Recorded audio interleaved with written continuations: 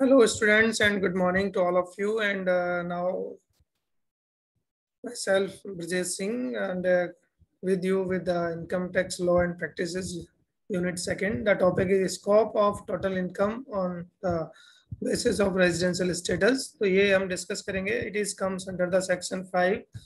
Total income का क्या scope है, रेजिडेंशियल स्टेटस में किस तरीके से टोटल इनकम हमारे लिए हेल्पफुल होती है, क्या इसके रूल्स हैं, किस तरीके से हम इसको कैलकुलेट कर सकते हैं. तो बहुत सारी चीज़ें यहाँ पर आती हैं, तो इनको समझना जरूरी है. तो बहुत इंपॉर्टेंट है और इस टाइप के न्यूमेरिकल क्वेश्चंस भी आपको इसमें रिलेटेड जो है आपको मिल सकते हैं. तो let's go with you.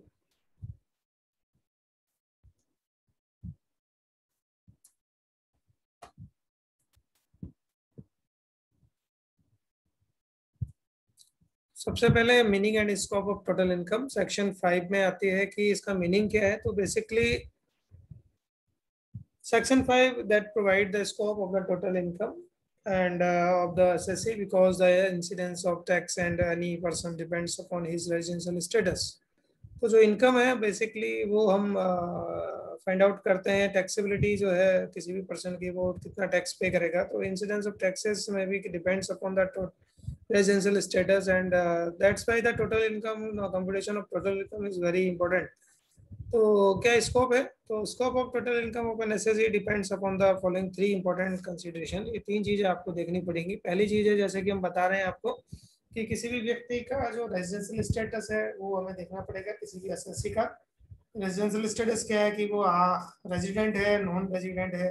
Resident है तो आरओआर है, या नॉन आर एनओआर है, ठीक है, या एम आर ओ है. तो फिर एन ओ आर है. तो नॉन रेजिडेंट है तो क्या कंडीशन है. तो ये प्लेस स्टेटस आपको किसी भी जो एसएससी है उसको देखना पड़ेगा. दूसरा जो टर्म है वो है प्लेस ऑफ एक्रूरल और रिसिप्ट ऑफ इनकम. ठीक है, एक्रूरल और रिसिप्ट ऑफ इनकम आपको फाइंड आउट करनी पड़ेगी, वेदर एक्चुअल और deemed income are to be accrued, और प्लेस क्या है उसका, वो कहाँ पर उसने इनकम को रिसीव किया है. तीसरा पॉइंट है point of time at which the income had accrued to be और वाज रिसीव्ड बाय और on behalf of the SSC. तो जो इनकम है, पॉइंट ऑफ टाइम क्या है, and which income had accrued to the and on behalf of SSC, ये भी आपको फाइंड आउट करना है. चलिए अब हम बात करते हैं scope of total income has been defined in on the basis of residential status. तो ये आपको देखना है. तो ये रेजिडेंशियल स्टेटस है, आप जैसे कि यहाँ देख रहे हैं. रेजिडेंशियल रेजिडेंट और ऑर्डिनरी रेजिडेंट एसएससी अगर कोई है तो उसके लिए हमें क्या करना है. According to subsection 1 of section 5 of the act, total income of resident and ordinary resident SSE would be consist of income received or deemed to be received in India during the accounting year या financial year on behalf of the such person. ठीक है, उस particular person के द्वारा जो भी income है received या डीम्ड रिसीव्ड इनकम है वो भी इन इंडिया होनी चाहिए. सबसे पहली चीज ये है. दूसरी चीज है income which occurs or arise or in deemed to be occur or arise to him in India during the accounting year. ठीक है. दूसरी चीज है कि जो इनकम अराइज अकर जो इनकम है या अराइज इनकम है वो would be deemed or occur or arise in India during the accounting year, financial year, and income which occurs or arise to him outside India during the accounting year. तो क्या income उसकी अकर or rise हुई है outside India. तो ये तीनों चीजें आपको फाइंड आउट करनी पड़ेंगी. तो if it is important to note that under the clause 3 जो हम बता रहे हैं कि ओनली इनकम अकर और arising outside India is included. Income deem to be occur or rise outside India not included, includable. ठीक है, इंक्लूडेबल ये आपको माना जाएगा कि ये देखना है. तो then no resident but not ordinary resident आपको देखना है. तो इनकम दूसरा पॉइंट है resident but not ordinary resident. तो प्रोविजन ऑफ सेक्शन 1 ऑफ, ठीक है, subsection 1 of section 5 total income in case of resident but not ordinary resident in India की अगर हम बात करें तो क्या होगा.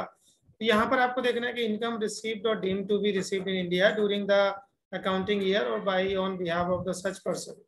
ठीक है, तो जो भी इनकम है रिसीव या डीम्ड है वो भी ड्यूरिंग इंडिया फाइनेंशियल ईयर जो है उसमें इनकम अराइज और deemed to be arise in India during accounting year. यही चीजें हैं आपकी जो हमने पहले बताई है. Income which occurs or arise to him outside India during previous year, if it is not derived from a business control or profession set up in India. तो ये आप अगर वो नहीं करता है, कोई बिजनेस नहीं है, तो उसके लिए फिर resident but not ordinary resident माना जाएगा. तीसरा है section 2 sub section 2 section 5 non resident के लिए। तो नॉन रेजिडेंट के लिए क्या होता है कि would be comprises of total income received और deemed to be received in India in the accounting year और by on behalf of such person, या तो उसके द्वारा या किसी और व्यक्ति के द्वारा, उनके द्वारा। तो income which occurs or rise in deemed to be occurs or rise to him and during the previous year। तो इसका एक्सप्लेनेशन अगर हम बात करें तो इनकम अकर और arising outside India shall not be deemed to be receive in India. ठीक है, जो भी इनकम अगर अकरिंग की जा रही है या राइज हो रही है आउटसाइड इंडिया, उसको deemed to be India receive नहीं माना जाता है। That means this section by region only the fact that it is taken on into account in a balance sheet prepared in India। जब भी हम उसको बैलेंस शीट अगर वो प्रिपेयर करता है और कोई भी इनकम शो कर रहा है जो अराइज या आउटसाइड हो रही है इंडिया के द्वारा अकरिंग करी है, but not deemed to be receive in India, then it would not be considered।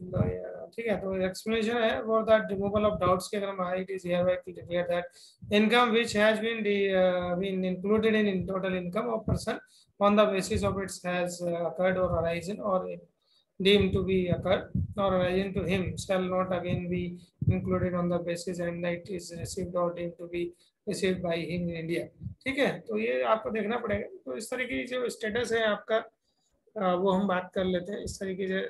चलिए अब आगे बढ़ते हैं। इसमें दिया है आपका place and date of receipt of income. जो डेट एंड प्लेस है वो क्या है, तो place and date of receipt of income are two important factors for levying the tax. Tax लगाने के लिए बहुत जरूरी है और बहुत इंपॉर्टेंट है। When the amount is received in cash and directly from the debtors, there is no difficulty in deciding the place and date of the receipt। ठीक है, अगर कोई अमाउंट हमें रिसीव हो रहा है किसी भी डायरेक्टली फॉर्म में कैश में या डायरेक्ट डेटर्स के द्वारा, तो वहाँ कोई दिक्कत नहीं है, यानी कि वो प्लेस एंड डेट हम उसको फाइंड आउट कर सकते हैं। But when the payment is meant by cheque और बाय पोस्ट और place and date receipt is determined as follows. ठीक है, first thing date of receipt when the receipt is by cheque. तो if the payment is made by the drawing or presentment of the check, date of receipt of the check and not the date of its encashment shall be the date of receipt। ठीक है, ये आपको देखना है कि date of receipt जो है check की वो आपको देखनी है, ना कि जो कैश इनकेशमेंट हुआ है उसको नहीं देखना है, क्योंकि कैश तो 4 दिन 5 दिन लग जाते हैं, तो उससे कोई मतलब नहीं है। चेक आपको मिल गया दैट मींस इनकम आपकी है। Place of receipt when the payment is made by the cheque and by post. तो यहाँ पर क्या होगा, in case of that condition if the post office is agent of the creditors and place of posting by the debtors shall be regarded as a place of receipt by the creditors। ठीक है, तो अगर ऐसा condition है कि जो place of posting है debtors का, that shall be regarded as a place of receipt of credit.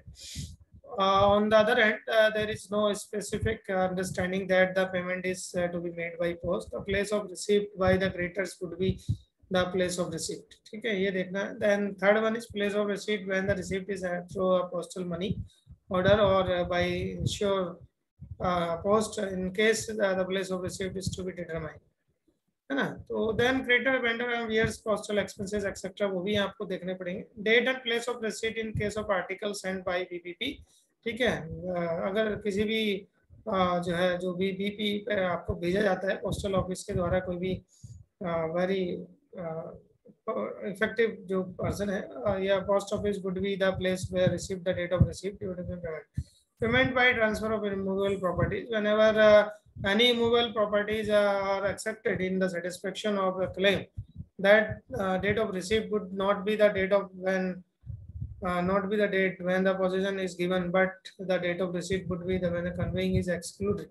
Issuing of receipt in advance अगर कोई है, when a receipt is issuing in advance but not payment is not received during the accounting year, it cannot be treated as receipt during the accounting year। तो ये आपको देखना पड़ेगा। And receipt is issued.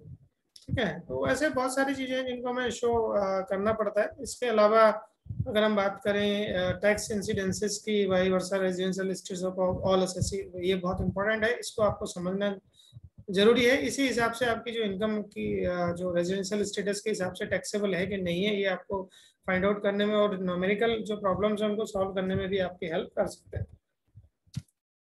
ठीक है, जैसे कि आप देख रहे हैं यहाँ पर जो एसएससी है, ऑल एसएससीज की बात करिए, तो where tax incidence arises in case of, ये केसेस है किस तरह की जो इनकम है वो राइज हो रही है। ये स्टेटस है रेजिडेंट और रेजिडेंट एंड ऑर्डिनरी रेजिडेंट, यानी कि रेजिडेंट और आरओआर है। फिर resident but not ordinary resident, only individual और एचयूएफ के लिए एप्लीकेबल है, नॉन रेजिडेंट है फिर, ठीक है। ये 3 कंडीशन होती है बेसिकली, आपको पता है।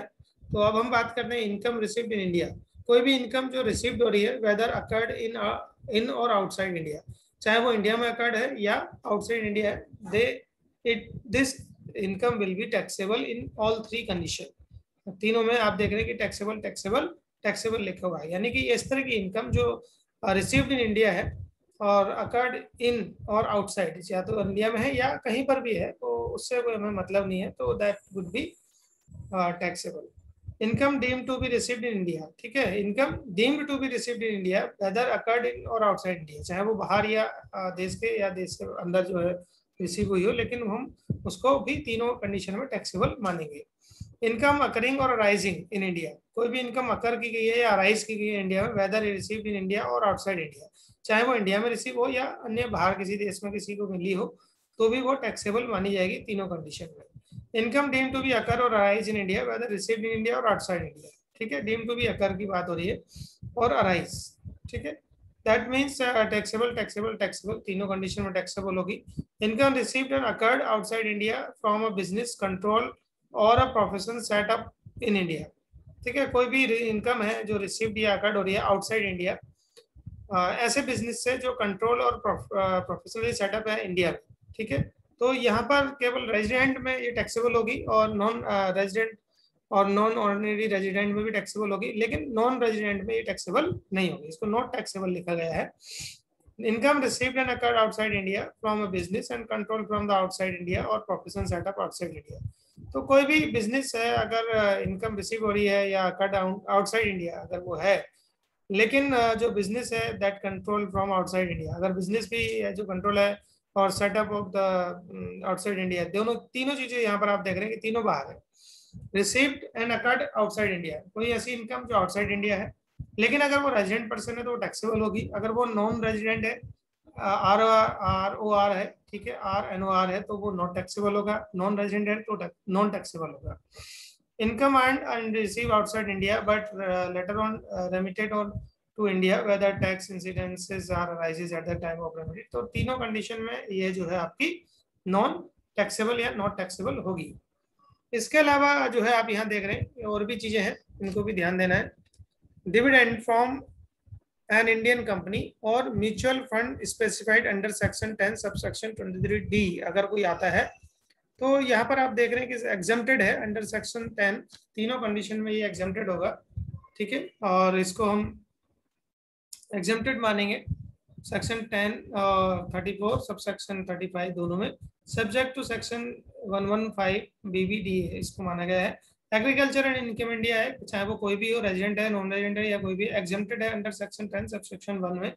लॉन्ग टर्म कैपिटल गेन्स है on security units of which security transactions tax is paid, exempt up to 1 lakh, ठीक है, ये 1 लाख रुपीज तक आपकी एग्जम्प्टेड है। पास्ट अनटैक्स प्रॉफिट है, जो पिछला कोई अनटैक्स प्रॉफिट रह गया हो of earlier years, not taxable, उसको कोई टैक्स नहीं लगेगा। Remittance second receipt of India, अगर कोई है आपके पास रेमिटेंसेस है, दूसरा रिसिप्ट है, तो नॉट टैक्सेबल होगा तीनों के लिए। Gift from relatives on any occasion और gift of marriage from any person, कोई भी गिफ्ट है जो रिलेटिव से या जो मैरिज से मिलते हैं तो उनको नॉट टैक्सेबल माना गया है। तो इनकम अकर्ड और arise at a place where the source of income is situated, ठीक है, इनकम तो for example salary income, source is situated at the place where the service are rendered, तो salary income में तो जहां आप काम कर रहे हो उस तरह की इनकम वहीं की मानी जाएगी, उस तरह की चीजें आपको यहाँ देखनी है। So I hope you understand all these things and thank you very much. Then we will continue it again in section 2.